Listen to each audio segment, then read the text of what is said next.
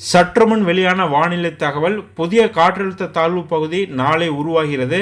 தென்மேற்கு வங்கக்கடலில் நாளை புதிய காற்றழுத்த தாழ்வு பகுதி உருவாகிறது என்று வானிலை ஆய்வு மையம் தகவல் தெரிவித்துள்ளது. தென்மேற்கு வங்கக்கடல் மற்றும் அதனை ஒட்டியுள்ள பகுதிகளில் வளிமண்டல மேலடுக்கு சுழற்சி காரணமாக பார்த்தீங்கன்னா தமிழகத்தில் இன்று நாளைய தினம் பார்த்தீங்கன்னா தமிழ்நாடு, புதுவை மற்றும் காரைக்கால் பகுதிகளில் ஒரு சில இடங்களில் இடி மின்னலுடன் கூடிய லேசானது முதல் மிதமான மழை பெய்யக்கூடும் என்றும், வருகின்ற 10ஆம் தேதி பார்த்தீங்கன்னா பல மாவட்டங்களுக்கு கனமழை அலர்ட் கொடுத்துருக்காங்க. ராமநாதபுரம் மாவட்டம், புதுக்கோட்டை, தஞ்சாவூர், திருவாரூர், நாகப்பட்டினம், மயிலாடுதுறை, கடலூர், விழுப்புரம், செங்கல்பட்டு, சென்னை, காஞ்சிபுரம், திருவள்ளூர், கள்ளக்குறிச்சி, அரியலூர், பெரம்பலூர் மற்றும் சிவகங்கை மாவட்டங்கள் மற்றும் புதுச்சேரி, காரைக்கால் பகுதிகளில் ஓரிரு இடங்களில் கனமழை பெய்ய வாய்ப்புள்ளதாக வானிலை ஆய்வு மையம் தகவல் தெரிவித்துள்ளது.